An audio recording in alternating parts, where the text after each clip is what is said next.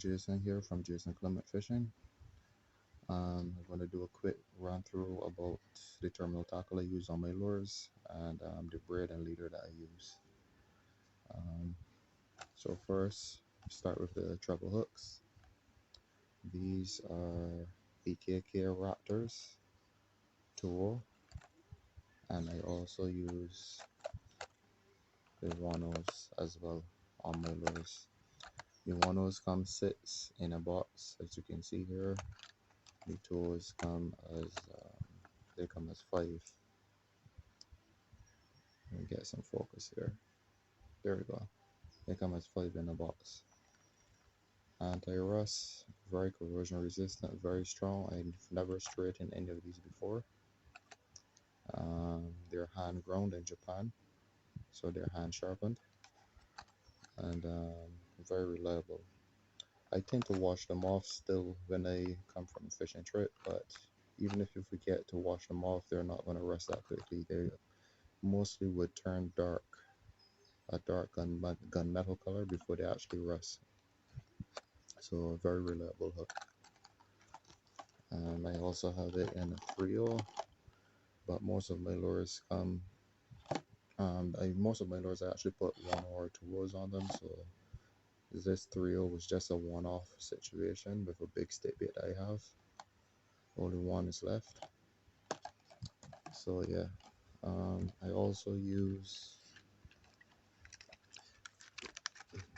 the Lone Diablos. These ones are 5-0s.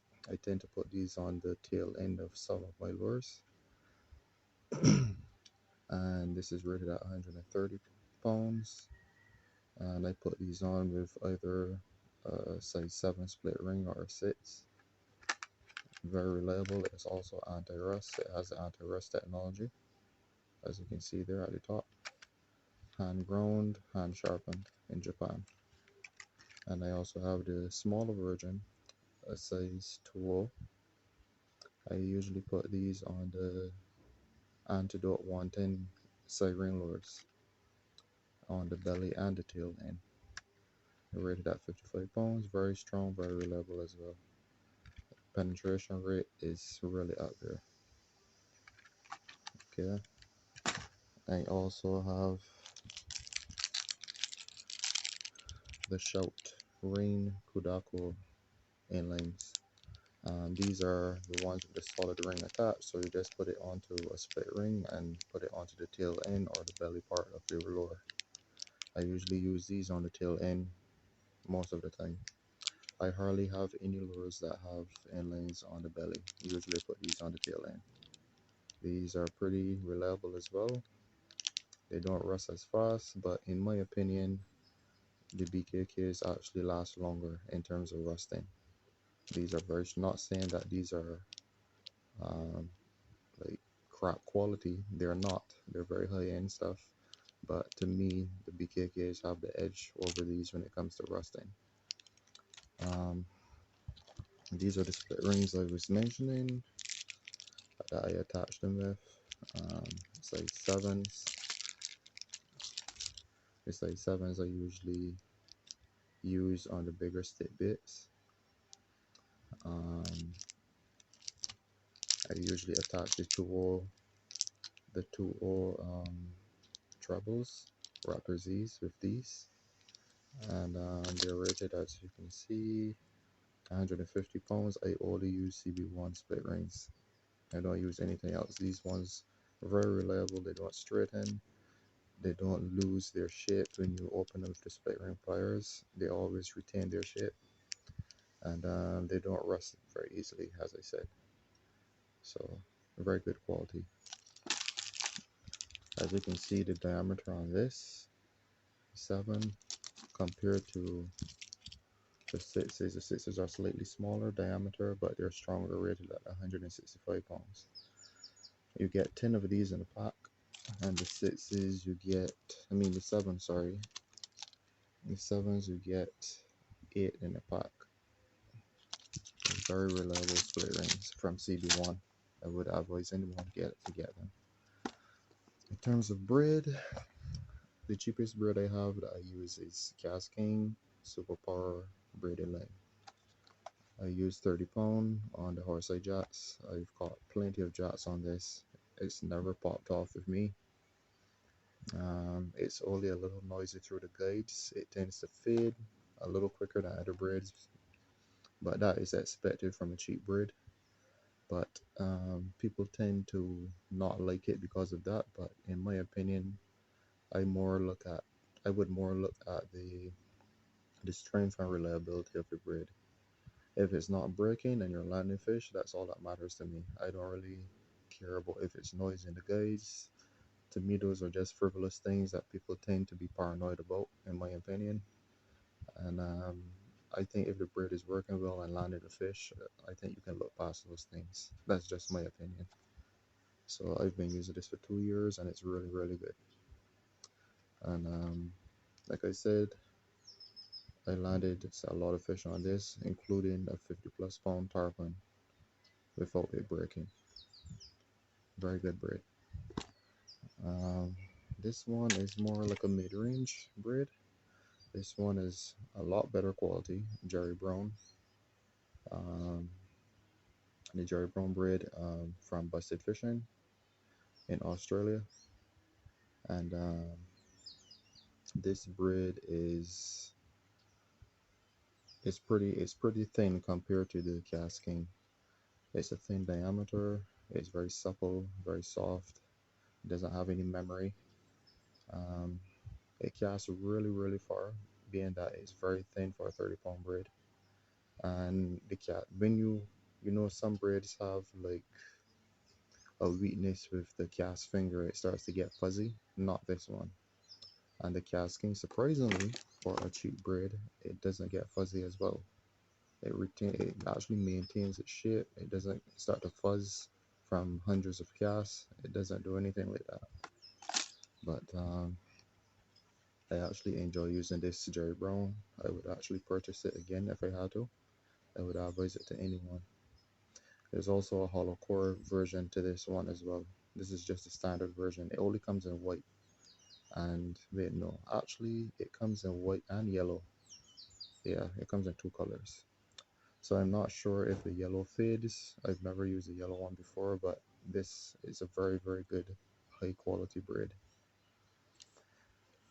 Um, then last but not least, in terms of braid, the Tasline. Very high end stuff, very expensive. I have it in the Elite White. It only comes in white color anyway.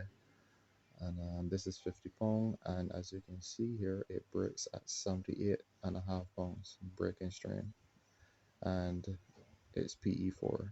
I had a friend that was asking me about the PE. He didn't understand what PE means, but like I said in one of my previous videos, um, I was mentioning PE a lot. So you can see here PE4 is actually 50 pound braid.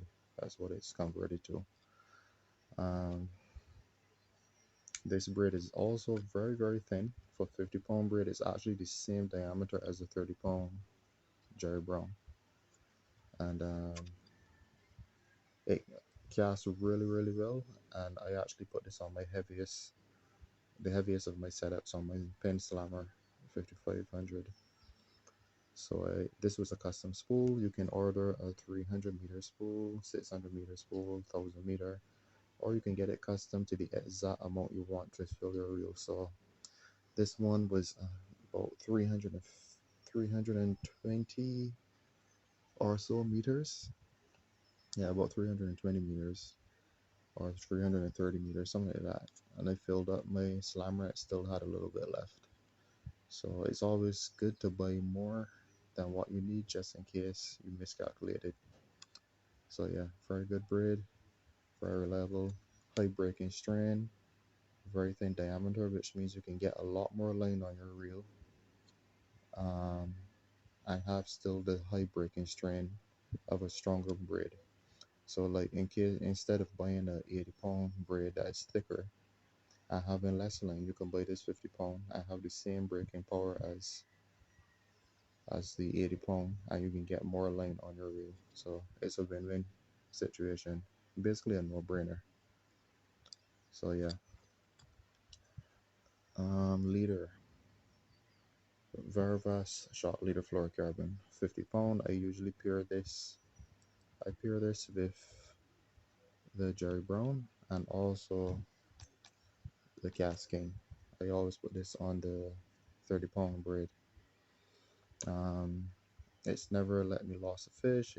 I've had it rubbed up against piling on jetties and stuff, and it actually held up.